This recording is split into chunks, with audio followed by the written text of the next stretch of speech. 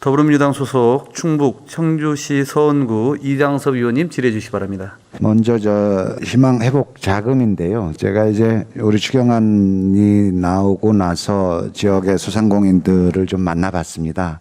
그런데 이 소상공인 분들이 하는 기대치랑 지금 우리 정부 추경안이랑 차이가 너무 컸습니다. 그런 불만들도 있었고요. 어려워지면 재난 시기가 되면 가장 사회적으로 약한 쪽에서 이 타격이 가장 크지 않습니까? 그런 측면에서 보면 또 이 하우 상박의 어떤 원칙도 조금 더 생각해 봐야 될 필요성이 있겠다 싶습니다. 증액이 필요하다라고 생각이 들어요. 그렇게 보면 한 1.7조 정도의 예산이 추가될 거라고 생각하는데 뭐 그런 의향이 좀 있으신가요? 네, 의원님, 지난번에 저희가 정부가 몇 차례에 걸쳐서 지원하면서 사실 최대 500만 원이었는데요.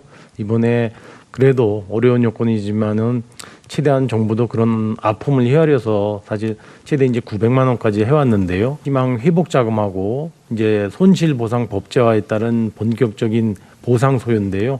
후자 부분은 저희가 더 증액해서 반영을 해야 될 것 같습니다. 그리고 희망 회복 자금은 여러 가지 상황을 봐서 저희가 조정할 수 있는 여지가 있는지를 검토를 하겠는데요. 가능하다고 생각하는 여러 가지 최대한을 해서 추경을 제출했는데 뭐 어떤 국회하고 상의를 하도록 하겠습니다. 한 73%가 300만 원 이하여서 기대치랑 너무 좀 동떨어져 있다라는 현장 여론이 좀 센 것 같습니다. 감안해 주시고요. 지출 감소 구간을 그 일반 업종에서 한 10%에서 20% 구간을 좀 설정하면 54만 7천 개 업체가 좀 지원을 받을 수 있을 것 같아요. 그리고 이제 뭐 10% 이하 구간도 좀 설정을 하면 전체적으로 이게 누구는 받고 누구는 안 받고 이런 류의 어떤 여론들이 좀 많이 잦아들지 않을까 싶습니다. 그 부분에 대해서는 어떻게 생각하세요?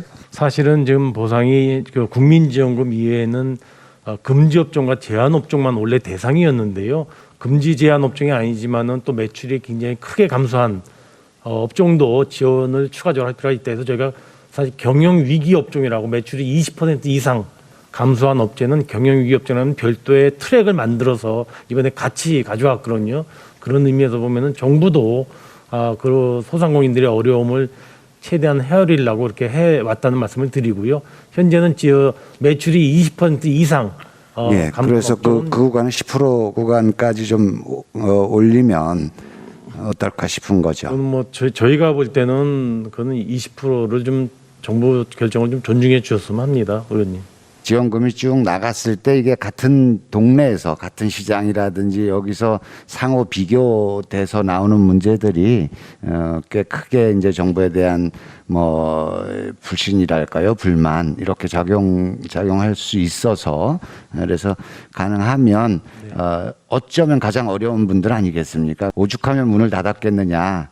이런 말에 대해서 정부가 감안을 해주는 것이 맞다라고 생각이 듭니다. 그리고 이제 이 손실보상금이 이제 2단계 기준으로 되어 있지 않습니까? 네. 그런데 지금 이제 4단계가 발효됐어요. 이게 언제까지 갈지 모르겠는데 우리가 기준점을 그냥 뭐 어떤 경우에도 다 2단계로 잡을 수는 없는 거여서 이 부분에 대한 고려는 하고 계신 건가요? 앞으로 이제 본격적으로 소상공인 지원법에 의해서 보상 소요가 산정이 될 텐데요.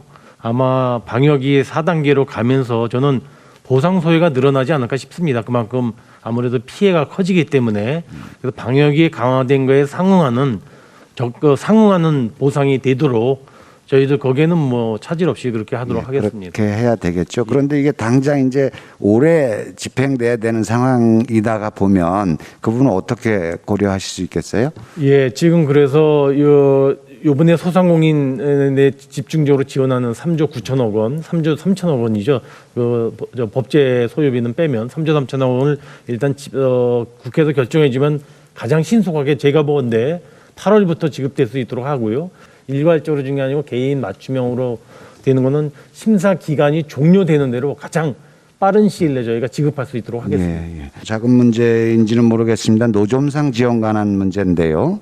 이게 이제 그 사업자 등록 요건이 전제되어 있지 않습니까? 근데 노점상을 도와준다는 취지랑 사업자 등록을 유도한다는 취지랑 좀 겹쳐 있어요. 충돌하죠. 그래서 현실적으로 거의 이게 50만 원 받자고 이 사업자 등록을 유도한다는 얘기는 점포가 있어야 된다는 얘기지 않습니까? 그러면 그 노점상이라는 개념하고 이게 안 맞죠. 지역 상인회라든지 소상공인센터에서 몇 분들을 이렇게 지정해 주면 그걸 정부가 대상 지역으로 삼는 사업자 등록 요건을 폐지하고 이런 방식들 아마 어떤 공제 제도에서 그런 게 좀 있더라고요. 희망공제인가 저 소상공인들 그런 방식으로 가야 이 노점상에 대한 지원이 현실적인 것이지 사업자 등록을 하는 순간 노점상이 아닌 게 되지 않습니까? 지금 의원님 말씀대로 하여튼 저희가 이게 계획된 거는 드릴 수 있도록 좀 방법을 좀 더 찾아보겠습니다. 예, 좀 더 검토를 해주시기 네. 바랍니다. 총리님, 그 예비 타당성 조사 이게 제도 개선 문제인데요. 예타 제도에 있어서 이게 수도권과 비수도권의 문제는 이게 인구 밀집 지역과 그렇지 않은 지역의 문제는 당연히 이게 좀 그동안에 많이 제기돼 왔습니다. 해서 뭐 가중치도 좀 올려놓기도 하고 그랬는데 여전히 지난 5년간의 통계를 보면 그 예타에서 탈락한 사업의 한 80%는 지방에서 진행되고 있는 사업들이었거든요. 그 가중치를 지역균형 발전 가중치를 좀 더 올리는 상향하는 방식으로 한 40~50% 정도를 가중치를 줘야만 이게 예타 제도에서의 어떤 지역 불균형 문제를 해결할 수 있지 않을까.